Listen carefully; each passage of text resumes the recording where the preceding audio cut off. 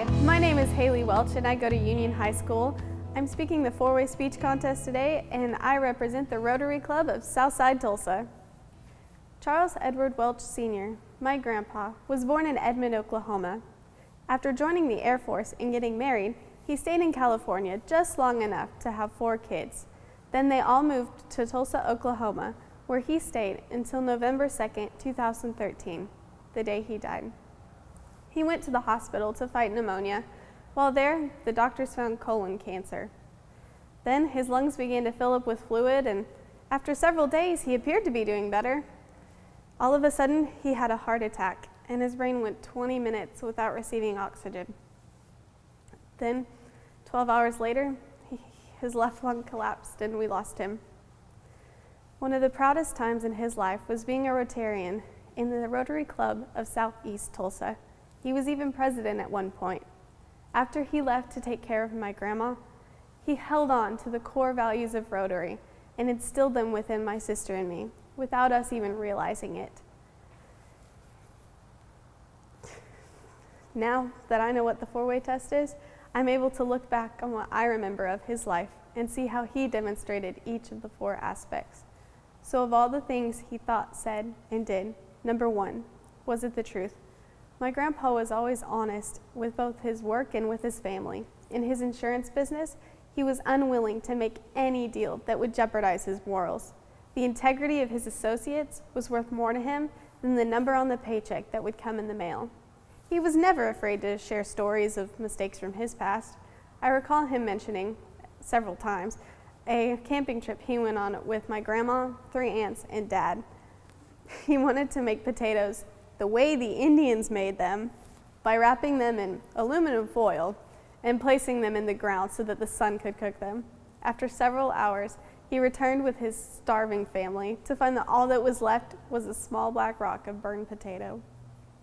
He frequently shared anecdotes such as this to tell us that everyone makes mistakes, but only those with integrity and honesty will admit them.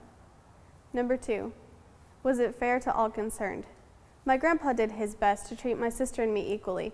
If he got one of us something, he would get the other something of equal value, just to show us that he didn't play favorites.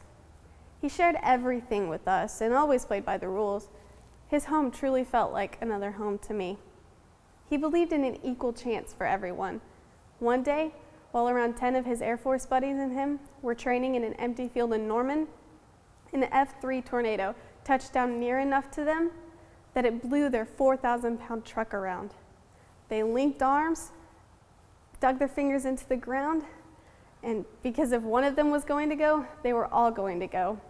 Because of their no man left behind mentality, no lives were lost in that field that day. Number 3, did it build goodwill and better friendships? For the last few years of my grandpa's life, my grandma became a prisoner to dementia and Alzheimer's. Every day, she would wake up thinking that she wasn't home. Home to her was a place that she hadn't lived in for 20 years. Then she just became mean to him. She would say rude comments and just hurt him.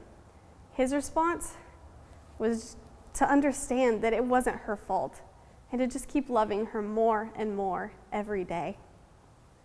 My family and I don't know exactly how many friends he had, but what we do know is that during the 2 weeks that he was in the hospital, even when he was in his coma, there was a steady flow of visitors coming in to see him.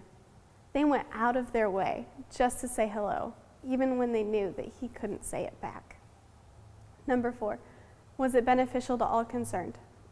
Because my sister and I spent so much time with him during such an impressionable time in our lives, he taught us many things that will stay with us forever.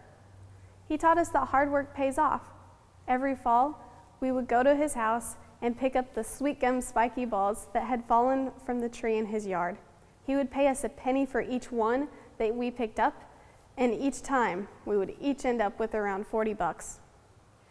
He also taught us that life goes on and sometimes bad things happen. Anytime something bad would happen, we knew there was a pun or corny joke just around the corner waiting to cheer us up. He taught us that learning is important. He was always learning something new. whether it was the average wingspan of a bald eagle or how to turn his computer on. His desire to learn has fueled the desire that my sister and I now have to learn. I truly believe he's one of the reasons I'm set to be valedictorian in a class of 1,100 and will go into college with around 20 hours of credit already obtained. Finally, he taught us that the world is bigger than ourselves. He kept us up to date on current events, and we frequently talked about politics. He gave us resources such as maps, books, or globes to teach us about other countries, their politics, their poverty levels, just their culture in general. He helped us to understand that we should be grateful for everything we have and not take anything for granted. After analyzing his life through the eyes of these 4 aspects, I've come to the conclusion that he has passed the test, and I would like to thank Rotary for making him who he was. Thank you.